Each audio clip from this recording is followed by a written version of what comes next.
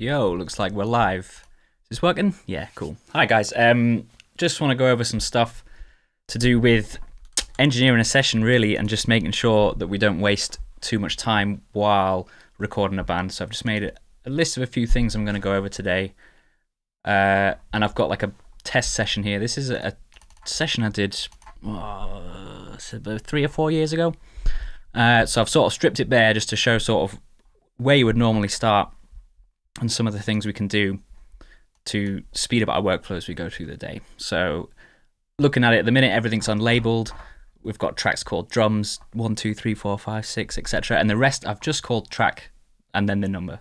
I've got some buses at the bottom we'll talk about shortly. So first things first, we should name our tracks. There's nothing worse than drowning in a load of tracks called audio 1 or track 1 or anything like that. So let's listen to them and see what we've got on each track. So we're going to sort of pretend that we haven't tracked anything yet. We're just going to be sort of monitoring the tracks. Anyway, first one. It's going to be overhead, so I'm going to name that.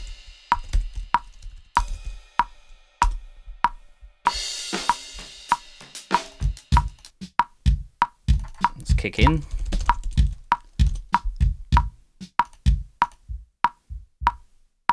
That's kick out. It's a bit processed at the minute, but it is. Snare top.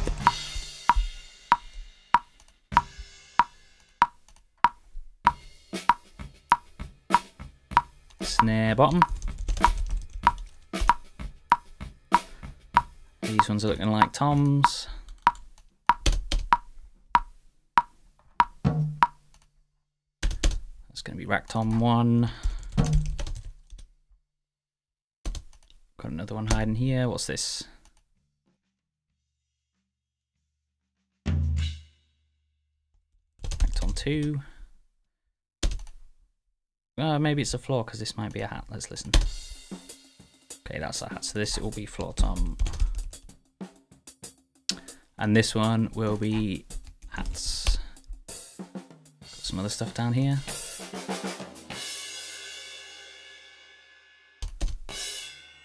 Sounds like a room mic.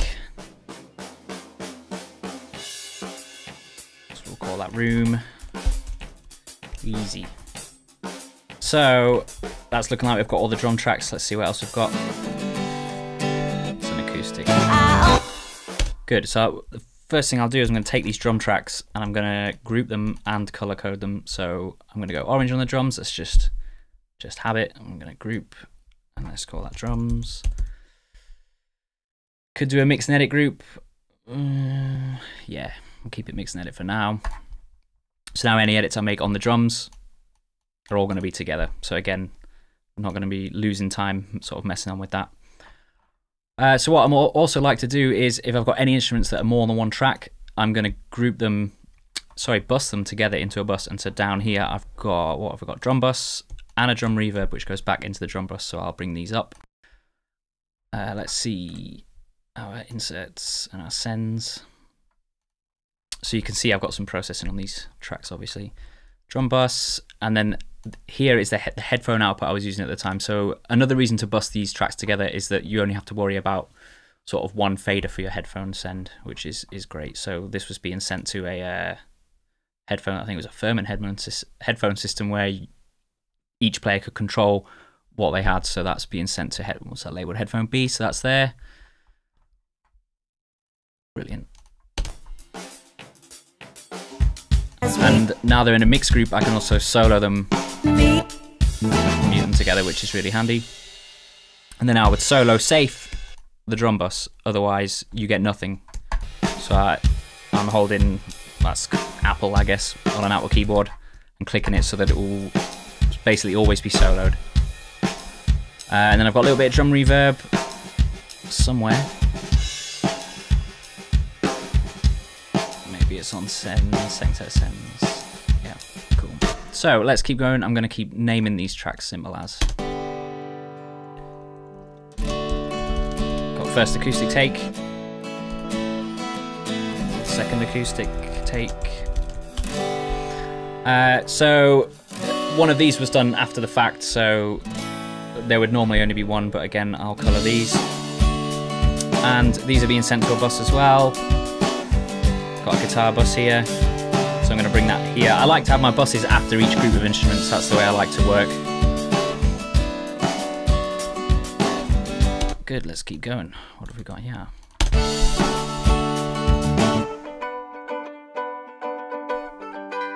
Mandolin.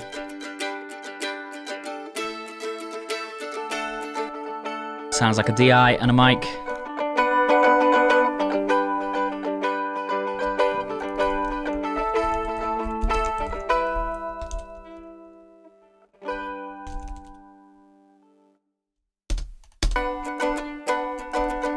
Again, I'm going to colour those together.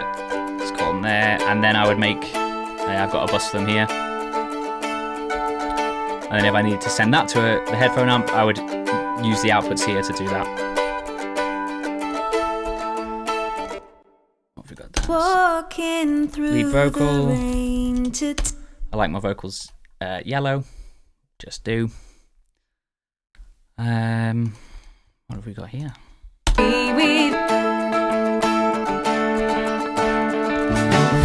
what they say. Electric. So obviously if I do this before we start tracking, the WAV files are going to be named after the track, which is a lot more useful, just in case you do sort of end up losing files or anything like that. It's like a chorus double. We can do just as we please. If you wanna be, said you know when it's right. Harmonies left and right. Do them sort of yellow, but not quite. What they say. Bass. Good teams. Put that there.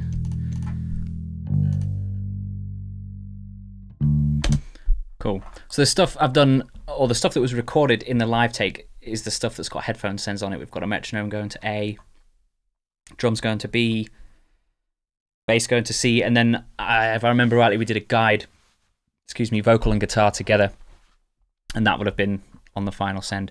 So we're sort of set up. We've got our channels, they're labeled. We've got our groups. I need to make a mandolin group now that I think about it.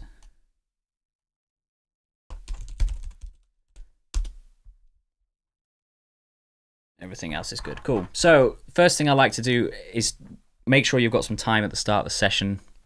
So let them know that they can take as long as they like, but I like to say sort of 2 bars in, and then they can start tracking. So I'm going to put this click on. So here's one of my sort of biggest time savers is on the first take through the guide take. I like to label the sections as they go, so I can just navigate the session loads easier. There's nothing worse than people, oh, can you play this section? Can you play that section? Can you play the second chorus? And you're like, I don't know where the second chorus is. And then you have to spend time. Oh, is it here? Oh, is it there? It's useless. You can't really do that. So what we're going to do is just have a listen through the track.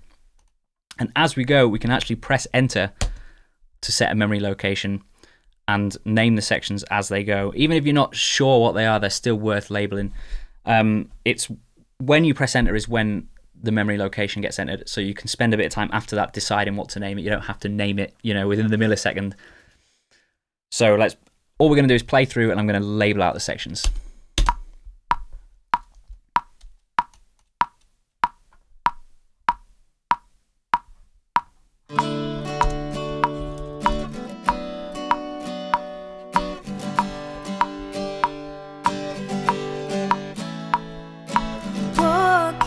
Through the rain to tell you.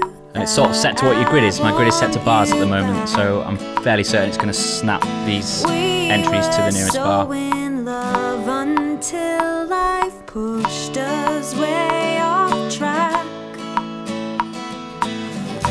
Things were moving way we've too got that pre-chorus. People said it wouldn't last. Let's prove them wrong. What's past is past. I'm gonna go here. Sounds like a chorus to me. And it's right, but I don't believe that's true. I only wanna be with you now, honey. I don't care what they say. We can do just as we please. If you wanna be with me, first two. Can sometimes just be good habit to just be ready every sort of 4 or 8 bars for sections. Obviously the more you do it, you just sort of get a sixth sense of these things. So I'm going to assume that there's going to be a pre-chorus in the same place as last time. Said you don't know what to say, but you look at me that way. It makes me wanna live another Chorus. day. Said you know when it's So you can see I can do all of this while it's recording. I know it's not recording at the moment, but it does work.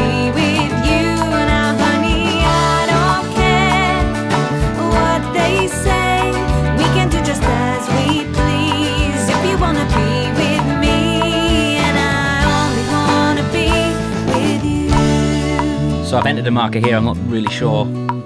It's like a bass solo, I suppose. So let's pop that in. Then I'll make another. There. Yeah, and you can take a bit of time to decide what it is before you label it. Spoil the bridge. Or you could call it stabs, I suppose. It's whatever helps you. Now I'm wishing on a star that I'm going to wake up. Please let me wake up. Let's put another one here. So I'm just going to label it down chorus. It's, you know, sort of come down a little bit. I only want to be with you now, honey. I don't care. I'll call this one in chorus because the drums sort of come back in. Just as we please. If you want to be with me, and I only want to be. Put an outro on there, but it's quite short.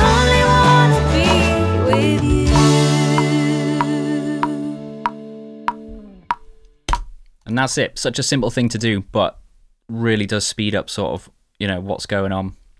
And then you can use this little memory locations window here as well if you want to jump straight to certain places. Straight to the chorus, pre-chorus too, which can be really handy. So that's all it takes. And navigating the session just becomes a lot easier. All these little things add up. So what I would normally do, let's say I've sort of done like one pass through. What I will then tend to do is actually start putting plugins on stuff straight away, because I do a lot of sessions where we've got 8 hours and that is it, including tracking, recording, mixing, all of it done. So I will tend to put on some plugins just to make things nicer for the people performing, like gates on certain drums, and I'll EQ the overheads and things like that. If I just look through some of these plugins I will have used for tracking, like this is just a high pass for the overheads. This compressor, that would have been put on afterwards because I know the latency on that one is quite high. There's a gate on the kick. There's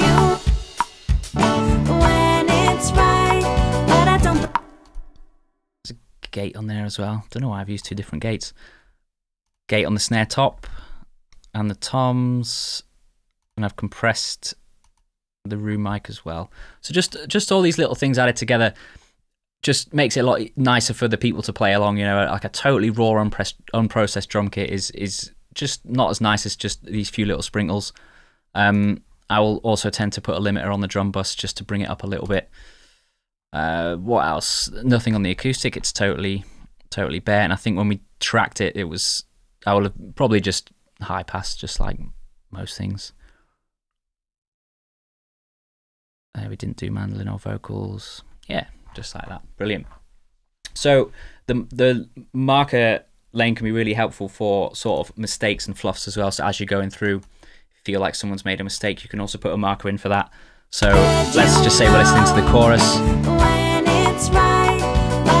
and we hear, I don't know, like a late snare. I can just put in late snare. And then when we come back, I can go, oh, there was a late snare. Let's check it out. There isn't, but you know, that's also another reason why it would be great to have 2 marker lanes in Pro Tools. You can see we've only got the 1 marker lane, which means all these edits you make, markers you put in, sorry, for mistakes, take up the same space. It would be great if we could have a second row. That would be great. So we're starting to track now. Things are sort of getting going. That's all good. We've got multiple tracks going to buses, which go to headphone amps. Everything's color-coded. Everything's labeled. We've also got the comments lane here, which can be handy if you're going to be giving the Pro Tools session to someone else and they need to know sort of what's going on. You could put in like, well, you know, what mics you used, what positions you used for them in these comments.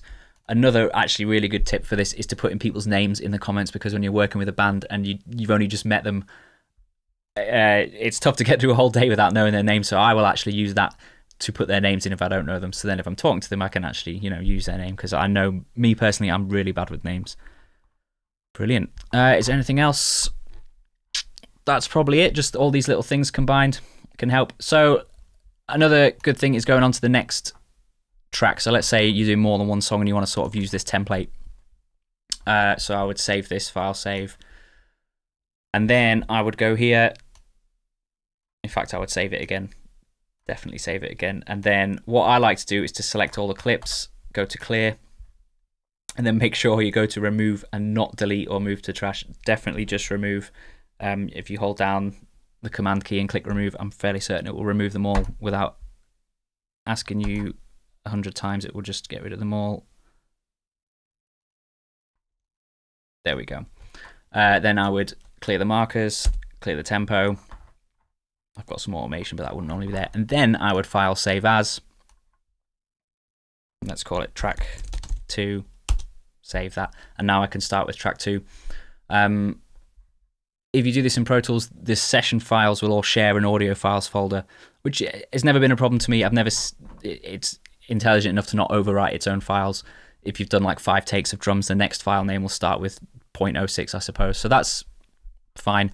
And that's how I would sort of start the second track. It also keeps everything together in the same, you only need one folder for each track rather than, sorry, one folder for all the tracks rather than one folder per track. And they share that audio files folder. Yeah, that's pretty much it. Just little things that sort of help the session run a bit smoother. Nice one. Thanks a lot for watching, and I hope you learned something.